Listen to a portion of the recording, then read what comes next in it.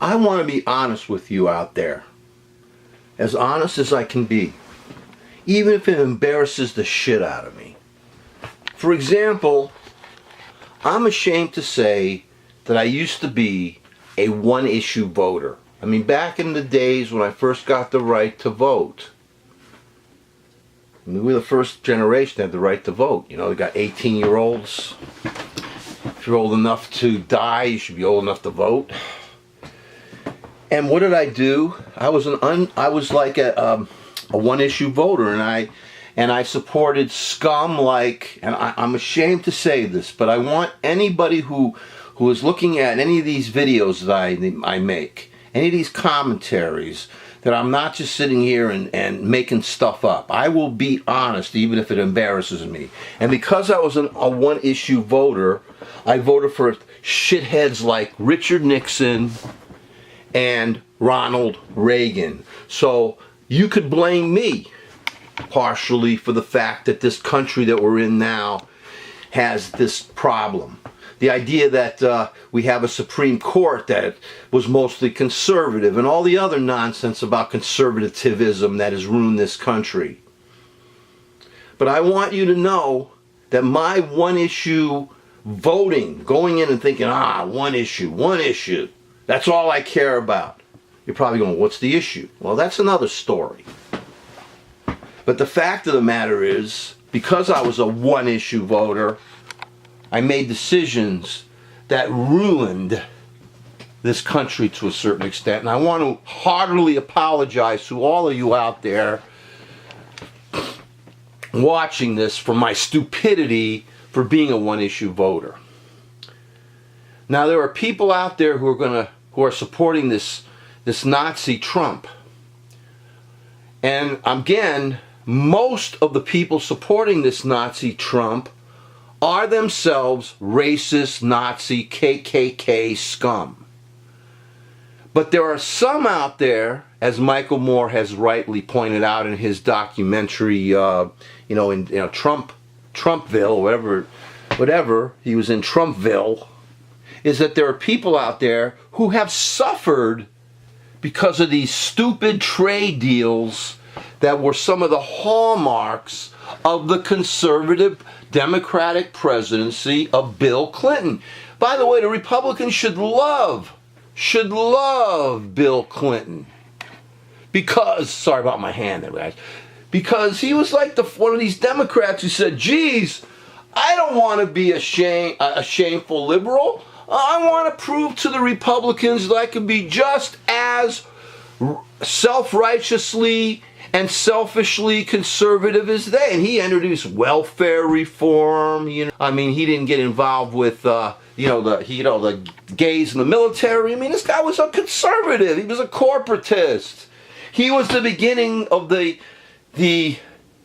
takeover, the engulfment of the Democratic Party by the corporations. That being said, I understand why there are people in Ohio that want to vote for this Nazi, because they're only looking at, they don't see him like I do. I mean, I'm a student of history, and I'm a Jew, an American Jew, and I'm going to tell you that as a student of history, I'm very frightened by this maniac that's trying to usurp the democratic republic that we have enjoyed up until, of course, the corporations started being involved in Citizens United, and that's partially our fault for not being active enough and going to the polls and voting against the right wing for trying to co-opt our country. That people out there are voting against their best interests. Sincere people. People have been screwed out there in the Rust Belt by these trade deals. I understand that. I understand how they feel. You know, everybody's been affected by trade deals. But there's a way to fix this without destroying our country. Now, there are people going out there, they're not thinking about Donald Trump as being a dictator in waiting. They're going out there and they're going to vote for this man, this turd, this. I'd like to step on him like. I would have mercy on a cockroach more than a Trump roach. So there are people who are going to vote for him because they feel that he's going to save them. He's going to destroy the trade deals. But the fact of the matter is, anything this monster is going to do is going to destroy our relationships with other people around the world, ignite trade wars that will raise our money on us, will not help us. He will initiate programs that will repel any decent person who has any ounce of humanity, of refinement, instead of being a naked freaking ape.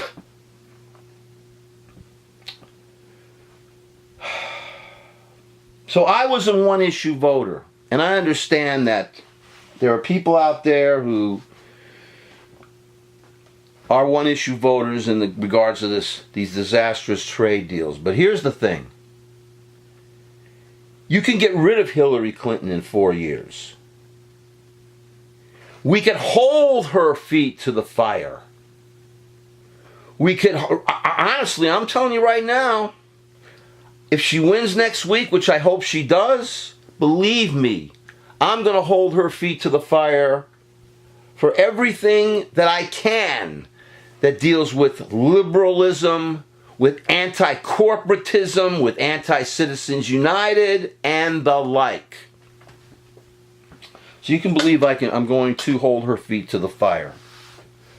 But a Adolf Donald Trumpler, he has absolutely no respect for our democratic process. He advocates violence. He is threatening to not recognize the results of our election. He has been endorsed by the KKK. He has people following him all over Twitter who are absolutely disgusting, racist anti-Semites who promise that if he's elected, they're going to have a purge. Do you realize what would happen if this monster Trump wins? Do you realize how much millions and billions of dollars it's going to cost to build that wall he wants, to throw people out of this country, to take away people's health care?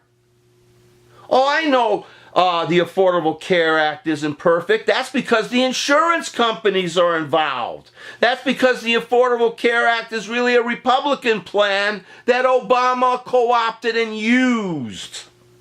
Get the insurance companies out, you'll have a perfect health care system. All of these things.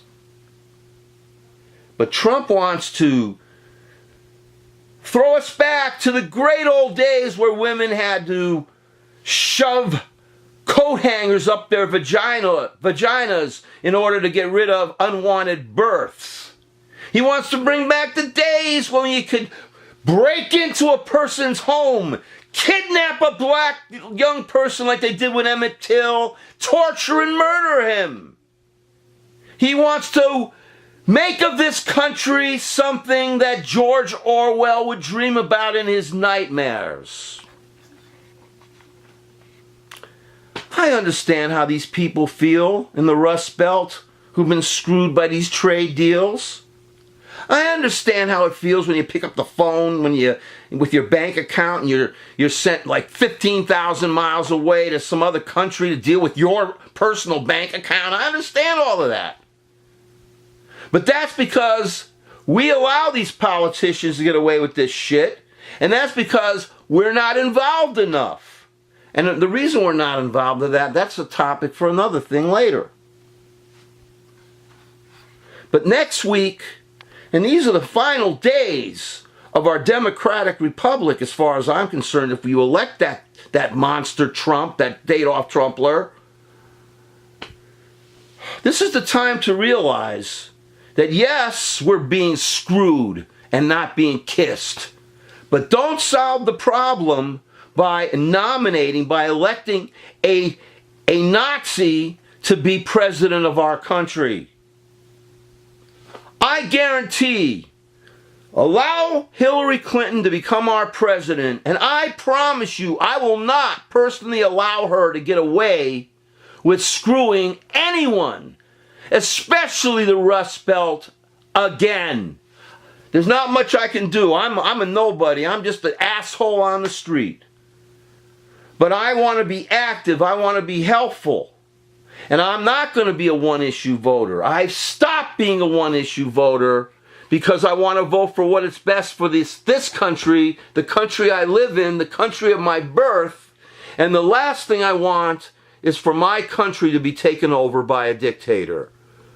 If anyone should be charged with treason, if anyone should be thrown in jail, it's Don Adolf Trumpler. Please, ladies and gentlemen, I beg you, ladies and gentlemen, don't cut off your nose to spite your face, according to the old cliche. Please protect our democratic republic by voting against one of the worst monsters, Donnie Trump, in our history.